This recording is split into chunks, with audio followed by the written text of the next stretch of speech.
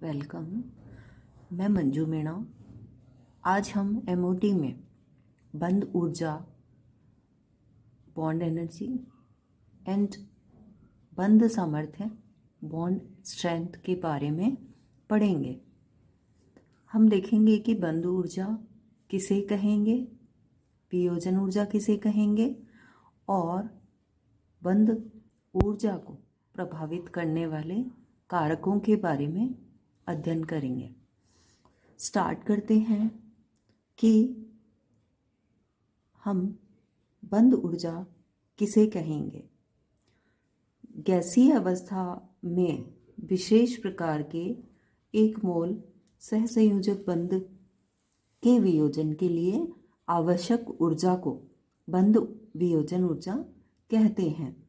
The bond energy of a chemical bond is the energy required to convert 1 mole of gaseous covalent compound into gaseous atom by the dissociation of bond।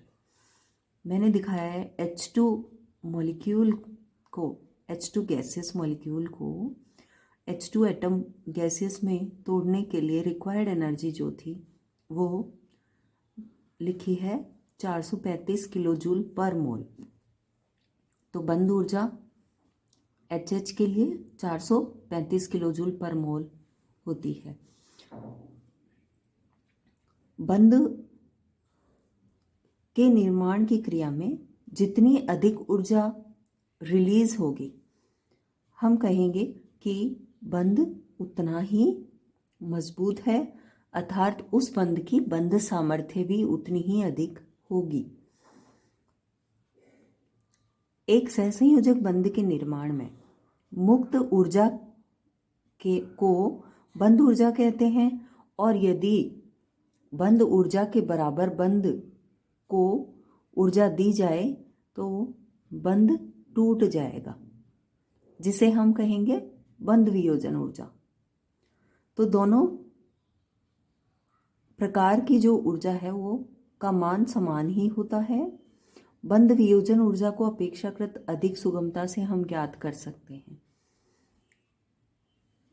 जो डायएटॉमिक molecules होते हैं उनमें बंध ऊर्जा एवं बंध वियोजन ऊर्जा में कोई फर्क नहीं होता, दोनों का मान जो है वो समान ही होता है। लेकिन ऐसे अणु जिनमें दो या दो से अधिक समान प्रकार के बंध हों तो वहाँ हम एवरेज ऊर्जा कैलकुलेट करते हैं। तो हम बात करते हैं मैंने बताया for diatomic molecule the bond energy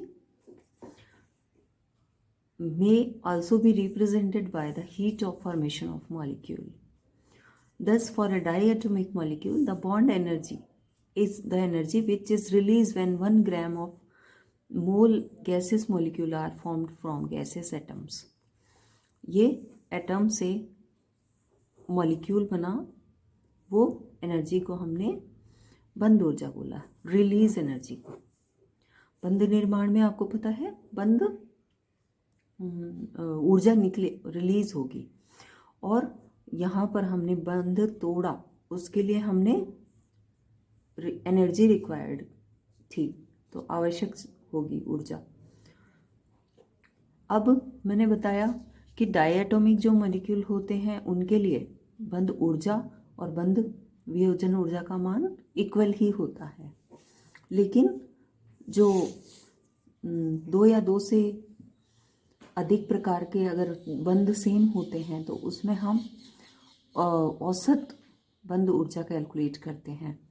जैसे फॉर एग्जांपल हम CH4 का लेते हैं तो CH4 में वियोजन ऊर्जा कितनी होगी? CH4 में वियोजन ऊर्जा है 1664.8 किलो जूल पर मोल।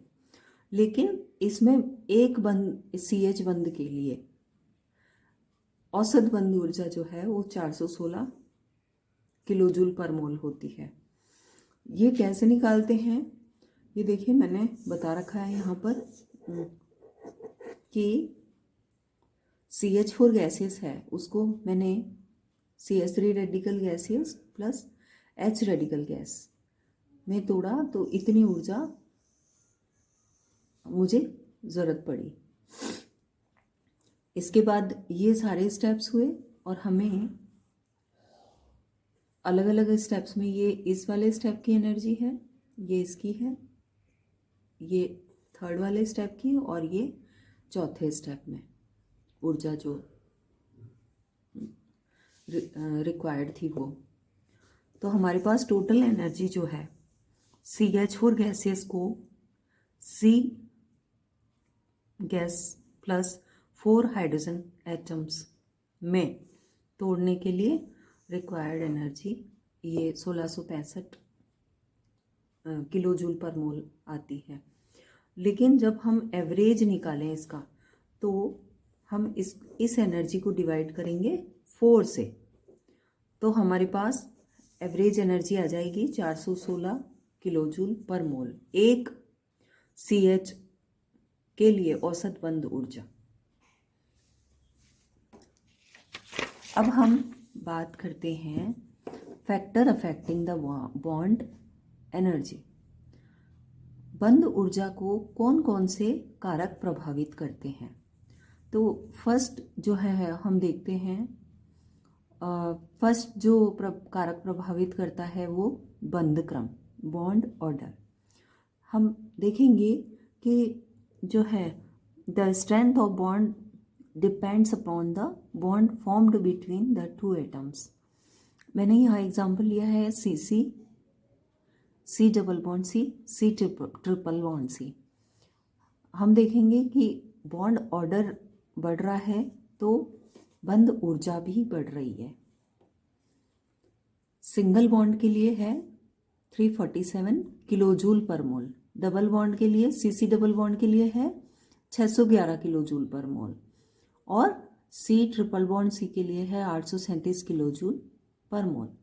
तो यहाँ पर बॉन्ड ऑर्डर जैसे जैसे बढ़ रहा है वैसे वैसे बंद ऊर्जा बढ़ रही है। कह रहे हैं कि हाँ बॉन्ड स्ट्रेंथ बढ़ रही है या बंद सामर्थ्य बढ़ रही है। सेम ऐसे ही N double bond N triple bond N के लिए है, ये हमारे पास बंद ऊर्जा है। NN बंद के लिए 159 किलो जूल पर मोल, N डबल बॉन्ड N के लिए 418 किलो जूल पर मोल, और N ट्रिपल बॉन्ड N के लिए 946 किलो जूल पर मोल। सेकेंड फैक्टर जो है वो बंधित परमाणुओं का आकार। बंधित परमाणुओं के आकार पर भी बंद ऊर्जा निर्भर करती है। परमाणु आकार बढ़ने के साथ बंध की सामर्थ्य में कमी होती है, क्योंकि ओवरलैपिंग कम होता है तो और बंध लंबाई भी ज़्यादा हो जाती है। आपस में जो न्यूक्लियस का वो था आकर्षण वो भी कम होता जाता है।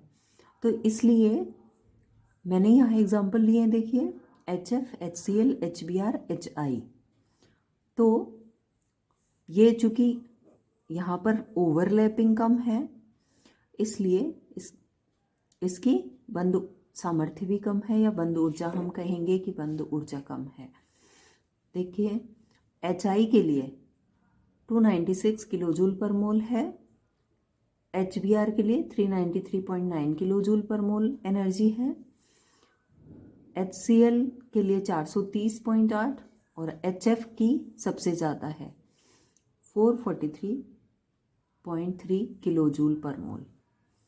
तो बंधित परमाणुओं का जो आकार है उस पर भी बंद ऊर्जा निर्भर करती है।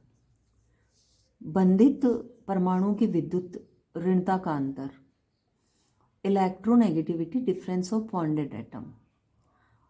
अब अंतर बढ़ने पर बंध सामर्थ्य में स्थायित्व की वृद्धि होती है। जैसे हमने एग्जाम्पल लिया HF, HCl, HBr और HI। इसकी हमने स्टेबिलिटी और बॉन्ड स्ट्रेंथ में कंपैरिजन अगर हम करें तो देखिए इलेक्ट्रोनेगेटिविटी यहाँ पर HI में, HI से HF की तरफ जब जाएं तो ये जो डिफरेंस है इलेक्ट्रोनेगेटिविटी का वो इधर बढ़ रहा है। इसमें HI में 0.4 है, HBr में 0.7, HCl में 0.9 और HF में 1.9। ये इलेक्ट्रोनेगेटिविटी डिफरेंस है और ये यहाँ पर इनकी स्टेबिलिटी है। तो HF सबसे ज़्यादा यहाँ पर स्टेबल है और इसकी बॉन्ड स्ट्रेंथ भी ज़्यादा है। इसके बाद हम बात करेंगे बंधित परमाणु की संकरित अवस्था। बंधित परमाणु की संकरित अवस्था भी प्रभावित करती है बंध ऊर्जा को। यहाँ पर ये जो कार्बन है sp3 संकरित है, ये sp2 संकरित है और ये sp संकरित कार्बन है। बच्चों आपको पता है कि sp3 संकरित कार्बन में S करेक्टर या S लक्षण कितने प्रतिशत होते हैं? 25%। और sp2 में S लक्षण 33.3 और sp में कार्बन का वो S करेक्टर का परसेंटेज जो होता है वो 50%। और बंध ऊर्जा का अगर हम ऑर्डर देखें तो जैसे जैसे संकरण S करेक्टर बढ़ रहा है वैसे वैसे इसकी बंध ऊर्जा या बंध सामर्थ्य बढ़ रही है। और आप देख रहे हैं यहाँ बॉन्ड एनर्जी भी बढ़ रही है। sp की सबसे ज़्यादा है 507 किलो जूल पर मोल। इसके बाद हम बात करते हैं presence of non bonding electrons. Non bonding electron की प्रेजेंस पर भी डिपेंड करती है बंध ऊर्जा। जैसे हम एग्जाम्पल लें H2 का और F2 का, तो H2 और F2 में दोनों में बात करें तो H2 में कोई नॉन बॉन्डिंग इलेक्ट्रॉन प्रेजेंट नहीं है, इसलिए इसमें किसी तरह का कोई इलेक्ट्रॉन इलेक्ट्रॉन रिपल्शन नहीं है। और F2 में जो है वो चूँकि इस पर नॉन बॉन्डिंग इलेक्ट्रॉन्स हैं तो इसमें इलेक्ट्रॉन इलेक्ट्रॉन रिपल्शन ज़्यादा है जो कि बंध ऊर्जा को रिड्यूस कर देता है। तो हम बात करते हैं H2 की बॉन्ड एनर्जी की, तो 435 किलो जूल पर मोल होती है और F2 की बात करें तो 159 किलो जूल पर मोल है। इसके बाद लास्ट पॉइंट जो है वो है आपका रेजोनेंस। रेजोनेंस आपको पता है अनुनाद। अनुनाद से भी मॉलिक्यूल्स स्टेबल होते हैं।